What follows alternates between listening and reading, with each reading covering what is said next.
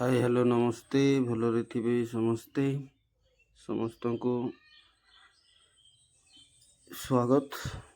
तो आज विद्यालय रे वन महोत्सव कार्यक्रम अनुष्ठित होता। तो देखि पार्थिबे जे अनेक गछ गुड़ाक आम लगेइथिलु। तो प्रथमे स्कूल निकटरे अमृतभंडा गछ गुड़ाक लगा जाइथिला। तो यहाँ आम फील्ड आड़े नहींनु कारण यहाँ पाखे थिले पानी देवाई सुविधा हम। तो ये अमृतभंडा गछ गुड़ाक पाखे लगाई बाकी गछ गुड़ाक आम अलग जगार लगेबू कारण से बड़ बड़ गछ। तो बड़ बड़ गछ जेहेतु हम स्कूल निकटरे थिले ठीक हेनी तेणु तो से भाया गछ गुड़ाक अलग जगार लगा हम तेणु ये सब निजी। तो देखते जे झील मैंने केमती गछ गुड़ाक नापी प्रस्तुत होती। तो आहरी पुणी अच्छी अमृतभंडा गछ जोटा कि आम से जगार नबू ना से निकटरे पानी थिबा जगार लगा हम।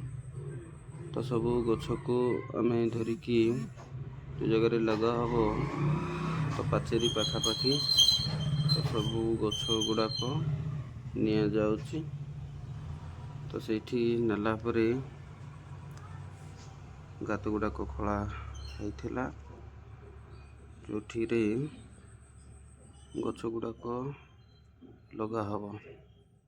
तो ये बर्तमान देखुथिबे बड़े सार दीदी आमर हेड दीदी गछ लगाउछथि। तो ये समस्त शिक्षक गछ गोटे गोटे निहाती लगेबे।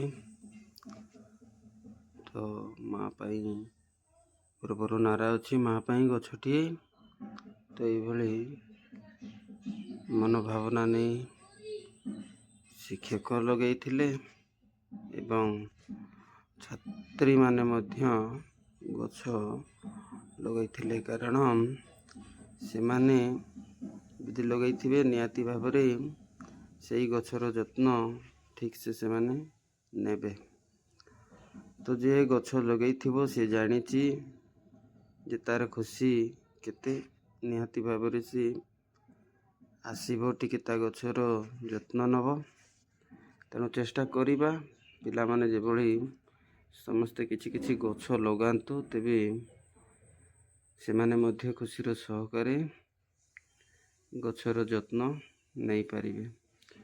तो एई भली भाबरे एई परी समस्त छात्री को गोटे गोटे गछ दिया जो थे से माने मध्य गोटे गोटे गछ लगे।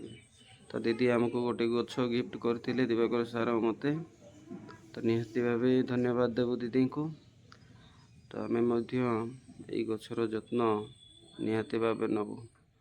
तो देखंतु ये पिला माने थिले जो माने वृक्ष रोपण आम मान को साहाय्य करथिले। धन्यवाद सांग माने समस्त को। यही